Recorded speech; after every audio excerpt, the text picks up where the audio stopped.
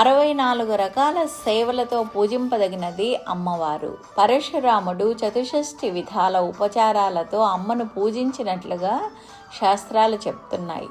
64 ఉపచారాల గురించి రకరకాల పుస్తకాలలో వివిధ విధులను పేర్కొన్నారు. వీటిలో ఒక విధానం షోడశోపచారాలు, అనగా ధ్యానం, ఆవాహనం, సింహాసనం, పాద్యం, అర్ఘ్యం, ఆచమనీయం, స్నానం, వస్త్రం, గంధం, ఆభరణం, పుష్పం, ధూపం, దీపం, నైవేద్యం, తాంబూలం, నీరాజనం.